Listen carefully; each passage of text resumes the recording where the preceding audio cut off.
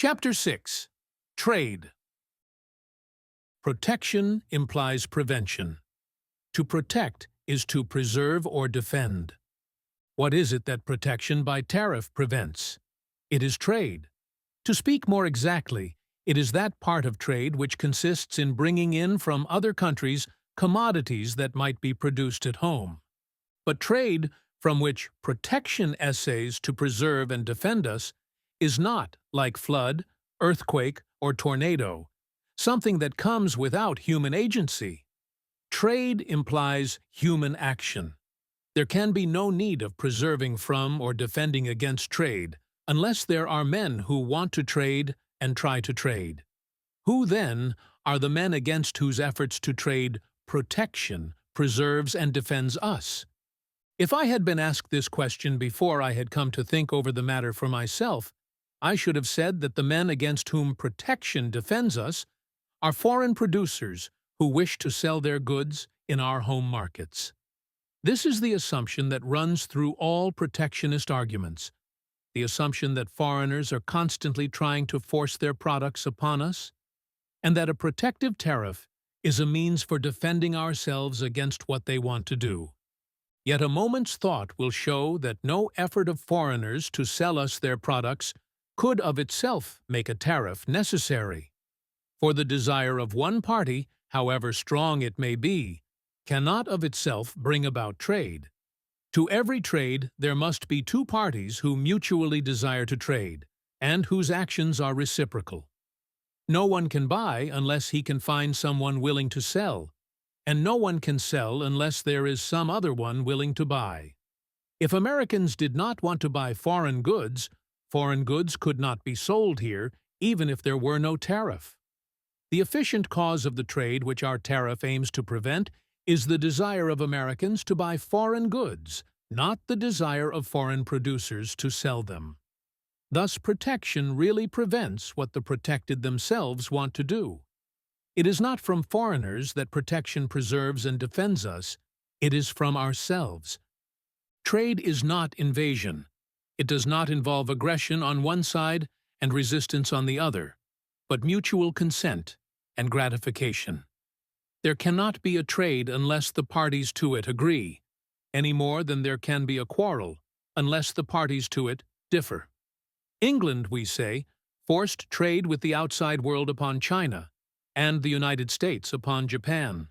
But, in both cases, what was done was not to force the people to trade, but to force their governments to let them. If the people had not wanted to trade, the opening of the ports would have been useless. Civilized nations, however, do not use their armies and fleets to open one another's ports to trade. What they use their armies and fleets for is, when they quarrel, to close one another's ports. And their effort, then, is to prevent the carrying in of things even more than the bringing out of things. Importing rather than exporting. For a people can be more quickly injured by preventing them from getting things than by preventing them from sending things away. Trade does not require force. Free trade consists simply in letting people buy and sell as they want to buy and sell. It is protection that requires force, for it consists in preventing people from doing what they want to do. Protective tariffs are as much applications of force as are blockading squadrons, and their object is the same, to prevent trade. The difference between the two is that blockading squadrons are a means whereby nations seek to prevent their enemies from trading. Protective tariffs are a means whereby nations attempt to prevent their own people from trading. What protection teaches us is to do to ourselves in time of peace what enemies seek to do to us in time of war. Can there be any greater misuse of language than to apply to commerce terms suggesting strife, and to talk of one nation invading, deluging, overwhelming, or inundating another with goods? Goods! What are they but good things? Things we are all glad to get. Is it not preposterous to talk of one nation forcing its good things upon another nation? Who individually would wish to be preserved from such invasion? Who would object to being inundated with all the dress goods his wife and daughters could want? deluged with a horse and buggy, overwhelmed with clothing, with groceries, with good cigars, fine pictures, or anything else that has value. And who would take it kindly if anyone should assume to protect him by driving off those who wanted to bring him such things? In point of fact, however, not only is it impossible for one nation to sell to another unless that other wants to buy, but international trade does not consist in sending out goods to be sold. The great mass of the imports of every civilized country consists of goods that have been ordered by the people of that country and are imported at their risk. This is true even in our own case, although one of the effects of our tariff is that many goods that otherwise would be imported by Americans are sent here by European manufacturers because undervaluation is thus made easier. But it is not the importer who is the cause of importation. Whether goods are brought here by American importers or sent here by foreign exporters, the cause of their coming here is that they are asked for by the American people. It is the demand of purchasers at retail that causes goods to be imported. Thus, a protective tariff is a prevention by a people not of what others want to do to them, but of what they themselves want to do. When in the common use of the word we speak of individuals or communities protecting themselves, there is always implied the existence of some external enemy or danger, such as cold, heat, or accident, savage beasts or noxious vermin, fire or disease, robbers or invaders, something disposed to do what the protected object to. The only cases in which the common meaning of the word does not imply some external enemy or danger are those in which it implies some protector of superior intelligence, as when we speak of imbeciles, lunatics, drunkards, or young children being protected against their own irrational acts. But the systems of restriction which their advocates have named protective lack both the one and the other of these essential qualities of real protection.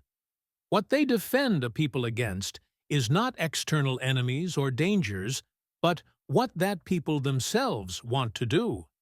Yet this protection is not the protection of a superior intelligence, for human wit has not yet been able to devise any scheme by which any intelligence can be secured in a parliament or Congress superior to that of the people it represents. That where protective tariffs are imposed, it is in accordance with the national will, I do not deny. What I wish to point out is that even the people who thus impose protective tariffs upon themselves still want to do what by protective tariffs they strive to prevent themselves from doing. This is seen in the tendency of importation to continue in spite of tariffs, in the disposition of citizens to evade their tariff whenever they can, and in the fact that the very same individuals who demand the imposition of tariffs to prevent the importation of foreign commodities are among the individuals whose demand for those commodities is the cause of their importation. Given a people of which every man, woman, and child is a protectionist, and a tariff unanimously agreed upon, and still that tariff will be a restriction upon what these people want to do and will still try to do. Protectionists are only protectionists in theory and in politics. When it comes to buying what they want, all protectionists are free traders. I say this to point out not the inconsistency of protectionists, but something more significant. I write. I breathe. Both propositions assert action on the part of the same individual, but action of different kinds. I write by conscious volition. I breathe instinctively. I am conscious that I breathe only when I think of it. Yet my breathing goes on whether I think of it or not, when my consciousness is absorbed in thought, or is dormant in sleep. Though with all my will I try to stop breathing, I yet, in spite of myself, try to breathe, and will continue that endeavor while life lasts. Other vital functions are even further beyond consciousness and will. We live by the continuous carrying on of multifarious and delicate processes apparent only in their results and utterly irresponsive to mental direction. Between the man and the community, there is in these respects an analogy which becomes closer as civilization progresses and social relations grow more complex. That power of the whole, which is lodged in governments, is limited in its field of consciousness and action, much as the conscious will of the individual is limited. And even that consensus of personal beliefs and wishes termed public opinion is but little wider in its range. There is, beyond national direction and below national consciousness, a life and relation of parts and a performance of functions which are to the social body what the vital processes are to the physical body.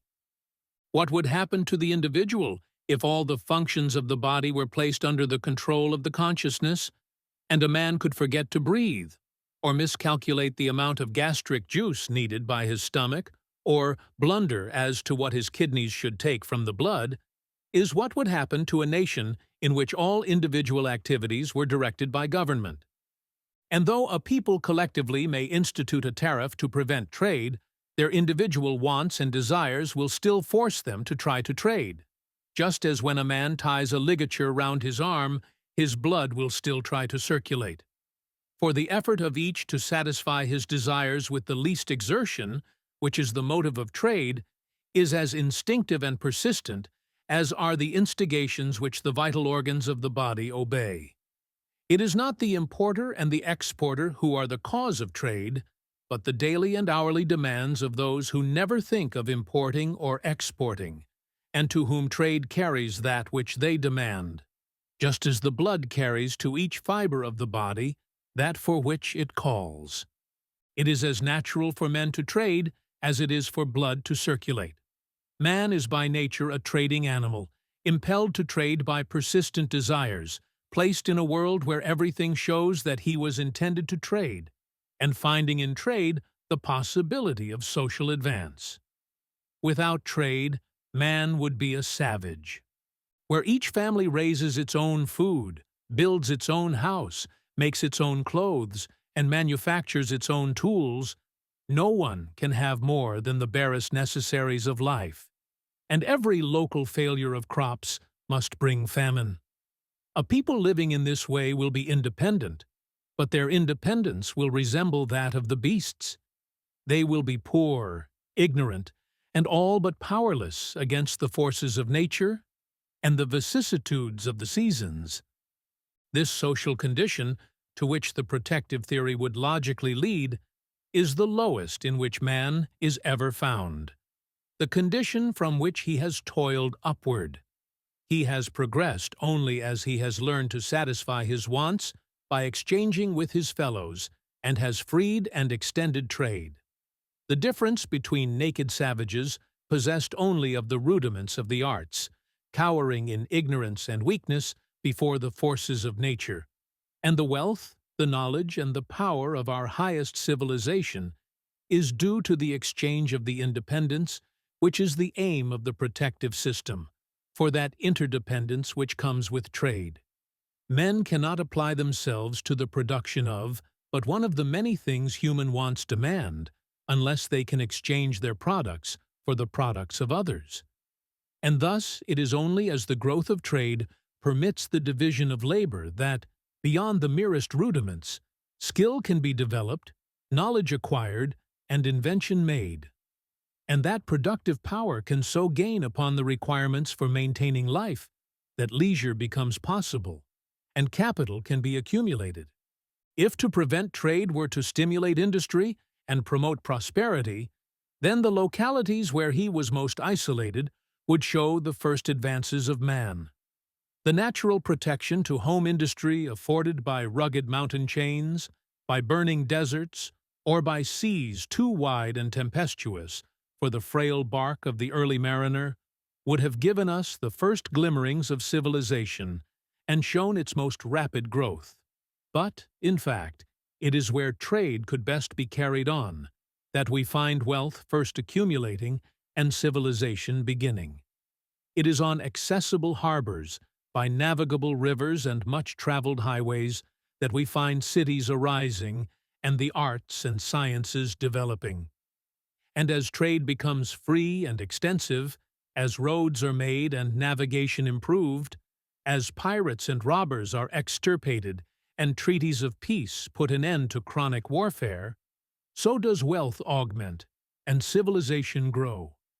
All our great labor-saving inventions, from that of money to that of the steam engine, spring from trade and promote its extension.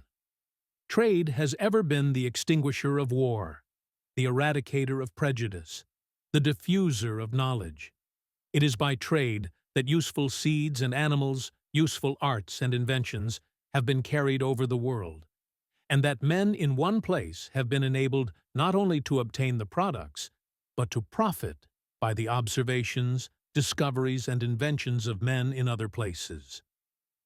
In a world created on protective principles, all habitable parts would have the same soil and climate and be fitted for the same productions, so that the inhabitants of each locality would be able to produce at home all they required. Its seas and rivers would not lend themselves to navigation, and every little section intended for the habitation of a separate community would be guarded by a protective mountain chain. If we found ourselves in such a world, we might infer it to be the intent of nature that each people should develop its own industries independently of all others. But the world in which we do find ourselves is not merely adapted to intercommunication, but what it yields to man is so distributed as to compel the people of different localities to trade with each other to fully satisfy their desires. The diversities of soil and climate, the distribution of water, wood, and mineral deposits, the currents of sea and air, produce infinite differences in the adaptation of different parts to different productions.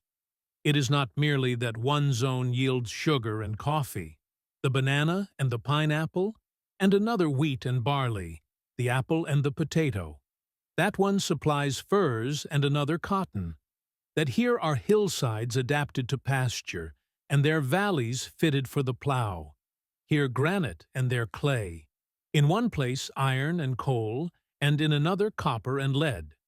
But that there are differences so delicate that, though experience tells us they exist, we cannot say to what they are due.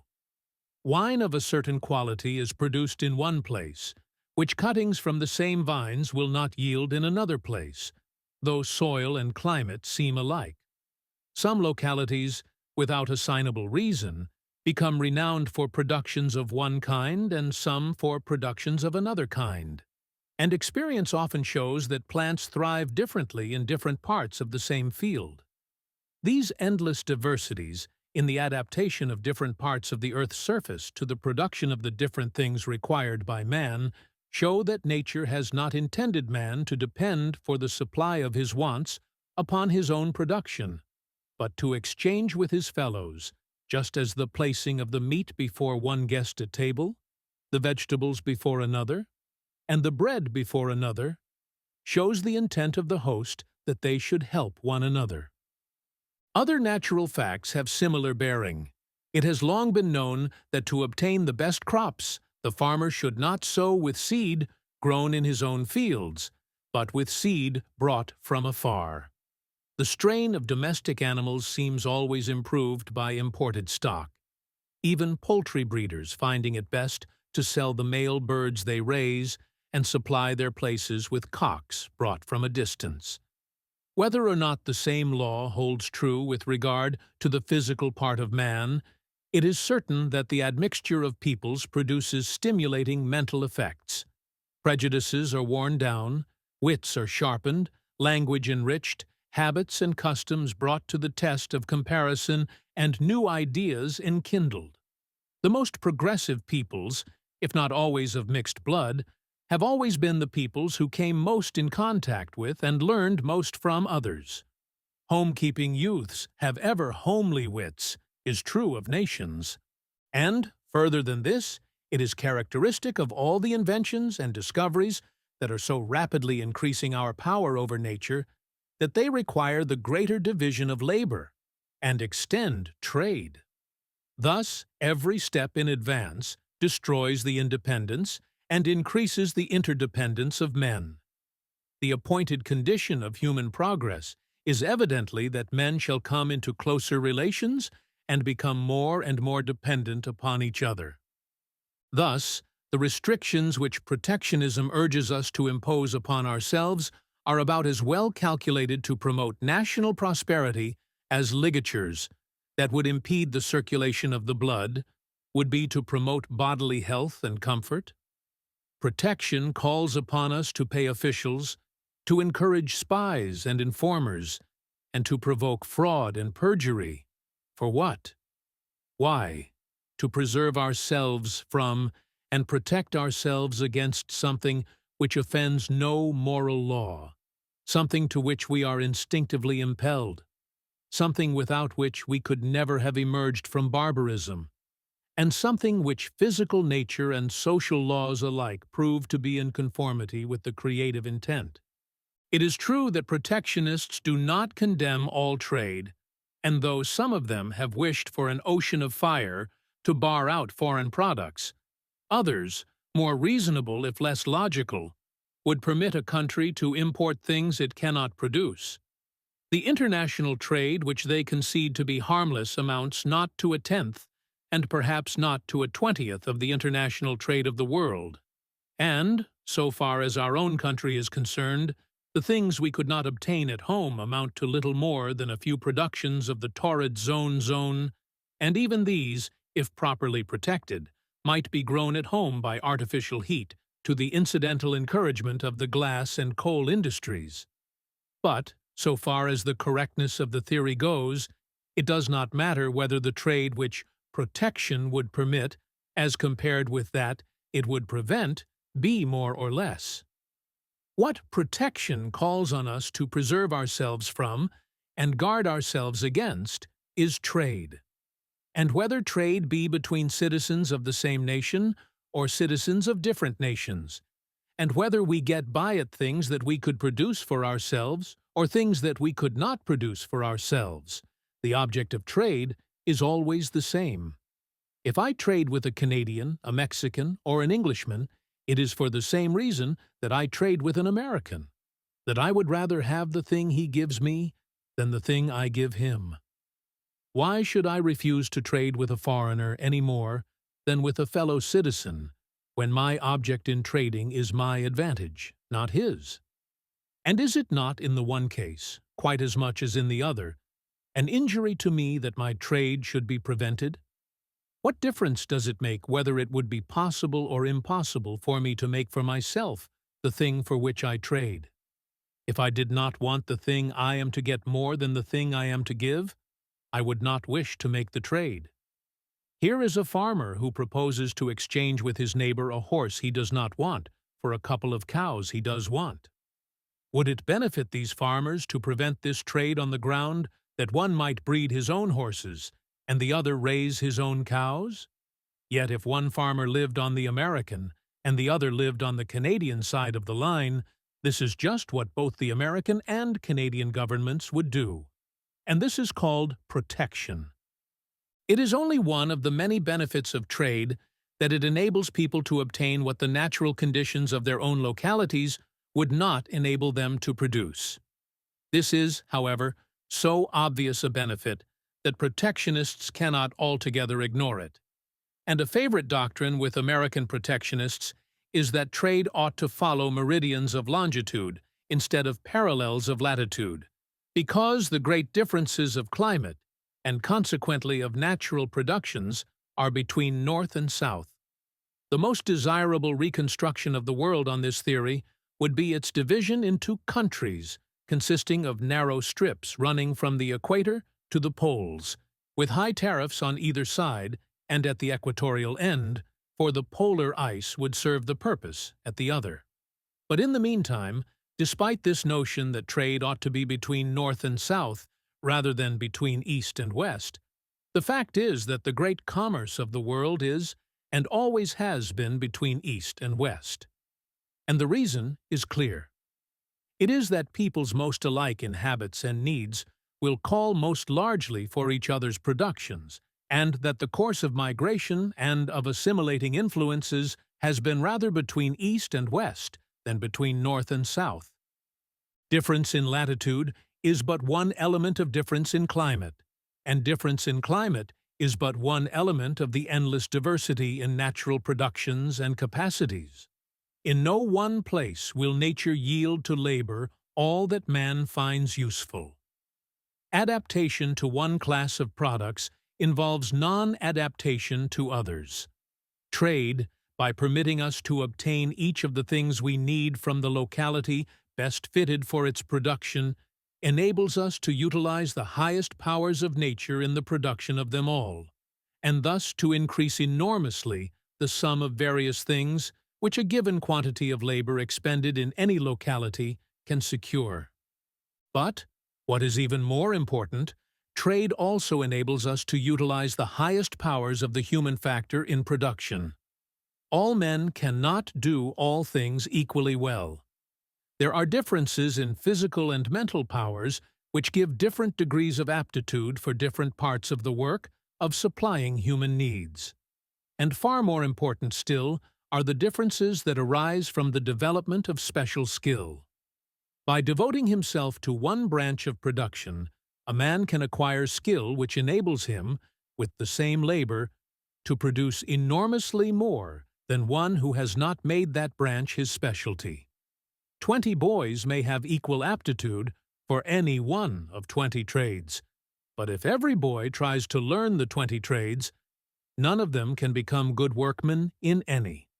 Whereas, if each devotes himself to one trade, all may become good workmen. There will not only be a saving of the time and effort required for learning, but each, moreover, can in a single vocation work to much better advantage, and may acquire and use tools which it would be impossible to obtain and employ did each attempt the whole 20. And as there are differences between individuals which fit them for different branches of production, so, but to a much greater degree, are there such differences between communities.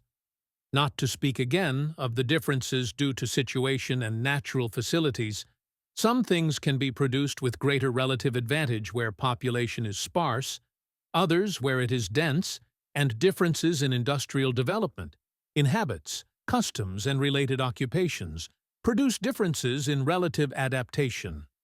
Such gains, moreover, as attend the division of labor between individuals, attend also the division of labor between communities, and lead to that localization of industry which causes different places to become noted for different industries.